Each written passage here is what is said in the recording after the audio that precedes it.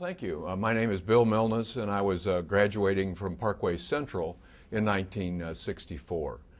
The thing that I wanted to reminisce about is a teacher that incredibly touched me in that experience with Parkway. And as I look back on it, I guess it was a story that I started with some friends. We were just talking about teachers we had had in our lives. And we were sitting around about 6 years ago. And I told him the story of this friend that I had developed in Parkway in 7th grade that had become not just a teacher, but a good mentor to me. And later on, as I tried to stay in touch, we had become friends. And they said, well, oh, where is he? What's he doing now? And I said, you know what? We've drifted away. It's been 40 years. It's been a long time. And I wish him well, and I hope he's done well. But I made a commitment at the time to see if I could go find him and see what he had been up to, just to thank him and let him know how he had touched my life.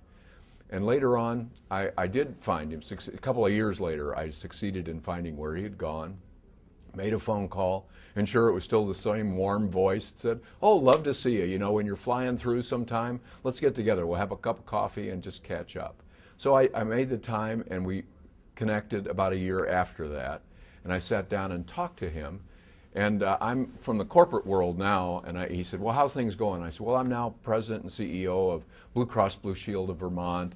And as I said, I'll bring you up to date, but usually in business, you do it pretty quick and fast, and it's up. So I'll give you 4 or 5 points of what I think we've been able to do. But the Blue Cross plan that I joined in Vermont was bankrupt at the time. It was financially struggling. It was losing money on its HMO, losing money in its Medicaid business. And yet there was a board at the company that wanted to keep the company alive because it financed about 1/3 of the health care in the state and was an important part of the fabric and the institution and the communities of that state, being a small rural state that it was. So they were looking for somebody that could help them with a financial turnaround and may help them succeed. So with my background as a financial officer for 20 years, I said that I'd enjoy the challenge and I'd see what we could do together. And I joined them, and I said, so here's the chronicle of the stories that showed we've had some measure of success in the last decade that I've been there. In 2003, we received a turnaround award from the Blue Cross Blue Shield Association, the national association that owns the trademarks. And that's a group of 102 million Americans that carry the Blue Cross Blue Shield card. And they support and try to help the individual Blue Cross plans do good in their local communities and local states.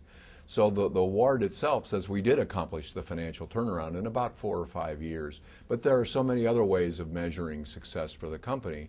I'd like to tell you just a couple of other things. We've, for 3 years now running, we have succeeded in achieving recognition as being in the top, having our HMO and our Blue Cross company being in the top 50 health plans in America. So from a small rural state, it's a truly remarkable achievement that we're in the top. We have 2 companies that are in the top 50 in the United States of America out of 400 health plans that this magazine rated, and we've done that 3 years running.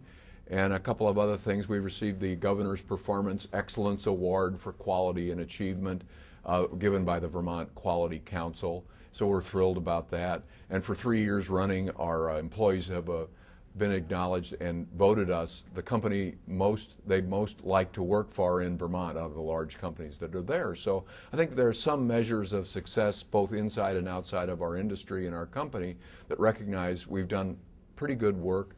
When I came, there was about $250 million of healthcare that we financed every year, and today it's up around $1 billion. So we've grown as well, and we're now a substantial partner for what is successful in Vermont.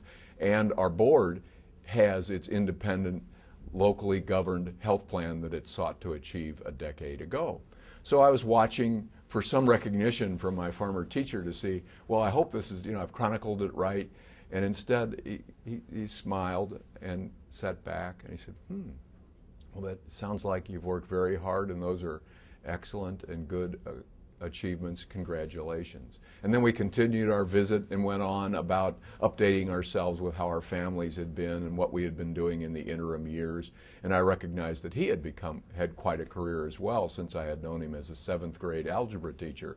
He had gone on and really done quite well. So I was pleased about that. But on the plane that night, as I was flying back, I had a little misgiving. I said, well, that was a little tepid response. And I said, I wonder why. Did I not say it the right way?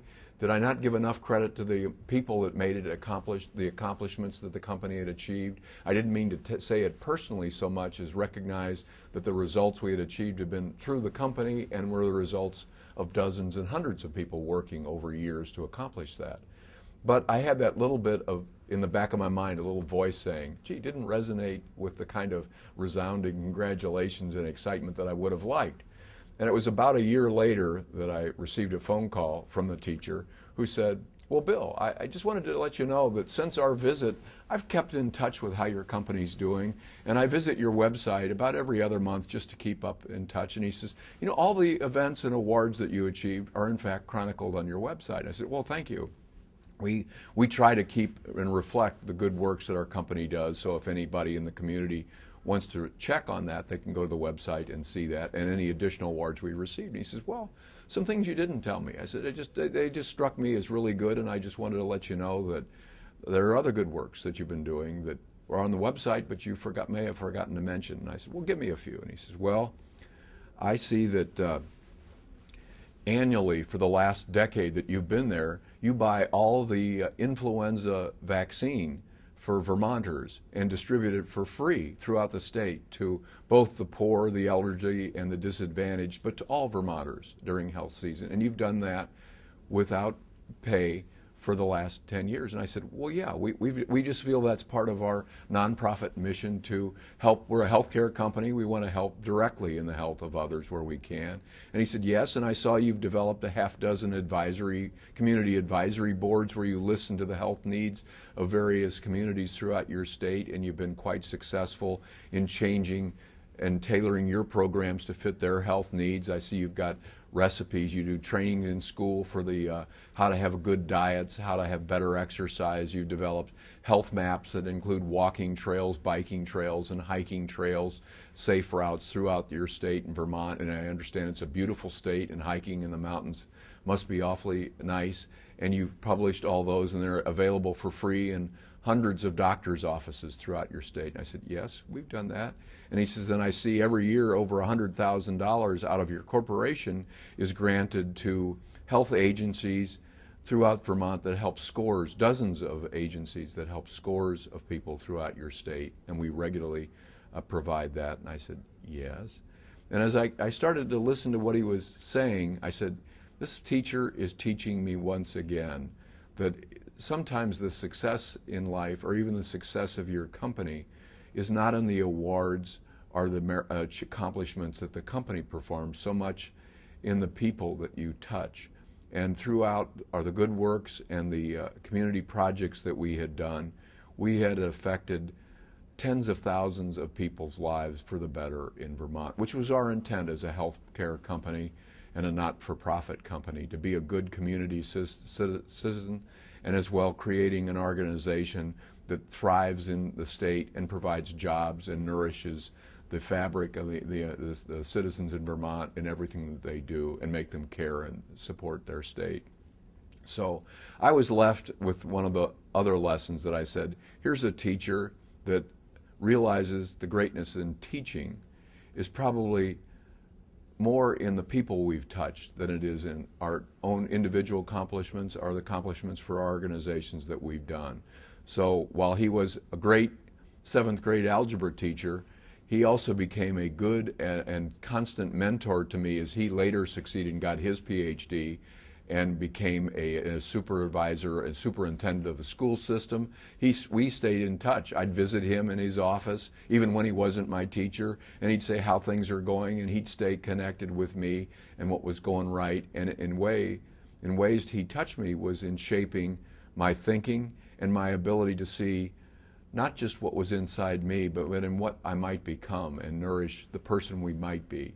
So he shaped my life in ways, and as I thanked him for doing that, I think part of what I wanted to come back and recognize in our Hall of Fame awardees, that all of us, we're just gawky kids when we were teenagers and had that kind of crystalline mentality that we might have seemed strong or supportive, but fragile. We could have shatter like a glass, and be crushed emotionally with the slightest wrong word. And we were fragile at the beginning, but within us, none of us knew what we might accomplish. And the greatness of teachers is to recognize, again, not what you are, but what you might be.